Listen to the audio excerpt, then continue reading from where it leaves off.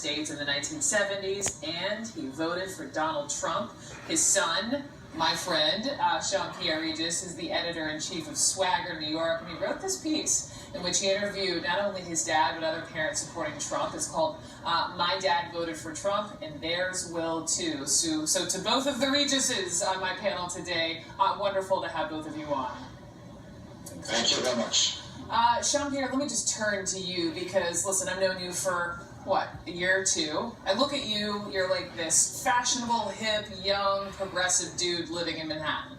And I would only imagine, knowing you as I do, that the last person you would want as president would be Donald Trump. Am I wrong? And you'd be right on the mark, Brooke. I mean, he's, to me and to most of my friends, and the reason that I wrote this article was, to me, he's misogynist, he's racist. He really plays into all of these things that I don't want to surround myself by. And so many people on my social media feeds are sort of spewing this vitriol against this man, which in a lot of ways I understand. But then when I talk to my dad and I talk to so many other people about why they're doing it, it's sort of started to make sense to me. Okay. It's wild. On the making sense. So you're in your car, just riding on along 2 weeks ago, and your dad drops this on you, son, I voted for Donald Trump. So Mr. Regis, Jean Robert. Mr. Regis, why? I mean, with your backstory, a Haitian immigrant coming to the country legally, and all that you've done and made for you and your family, talk to me about why your backstory then sort of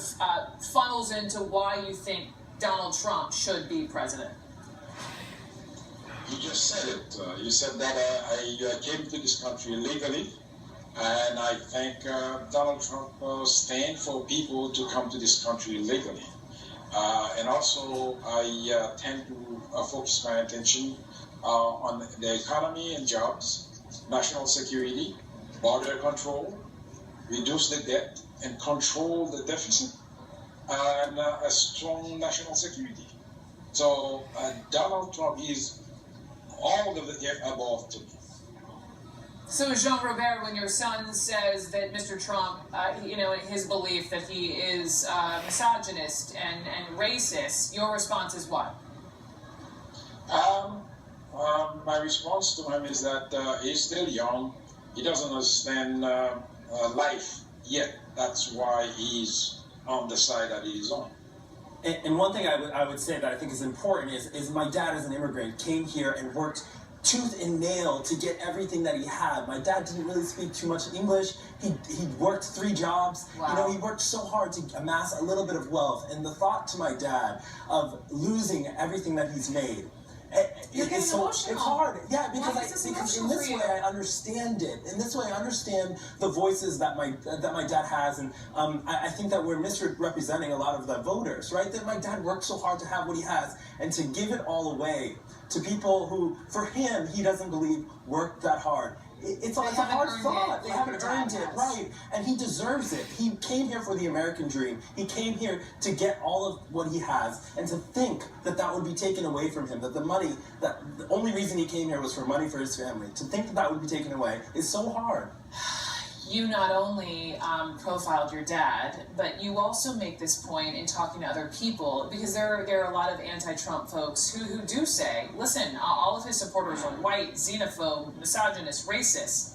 Not true. Not true. Not true. They come from all walks of life, Brooke. I talked to a Vietnamese refugee family who really love Trump because they know that China brought communism into Vietnam. It ruined their networks. And for them, for Trump to deride China, they say, yes, we now live in a country where our president potentially wants to go after the country that screwed our families, you know? And so for that reason, they want him. There's another woman in the outskirts of Philadelphia, wealthy woman, whose son is a good friend of mine, lives in New York City. She is so afraid that her son is going to die at a movie theater through some act of terrorism. She's getting herself a gun.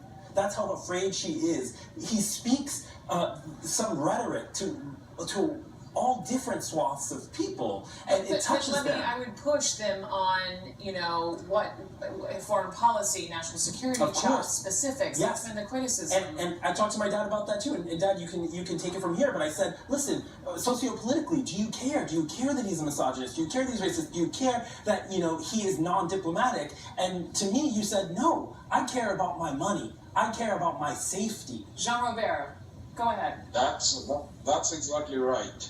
I don't really care about who Donald Trump is. I care about the action that he is about to take to put the country back on the right track. Jean-Robert, what would you say to your son here on live national television? What is the one thing you would tell him to try to sway him that Mr. Trump should be commander-in-chief? One thing I would tell him, if he's thinking about his future, he should look toward Donald Trump. Because again, the past experience that we've had, I don't think it was a good thing. Something to, when you look back, I don't see for the past few years. Again, I've been here for a long time, or almost past 30 years. And I've seen president or administration come and go, but I've never seen almost anything like what Donald Trump is talking about. Jean-Robert, thank you so much for your time, and if I may just say, you've done a really nice job with the son of yours. I'm Jean-Pierre. Thank you very much. Thank you so much as Thank well. you. Appreciate it. Thank you.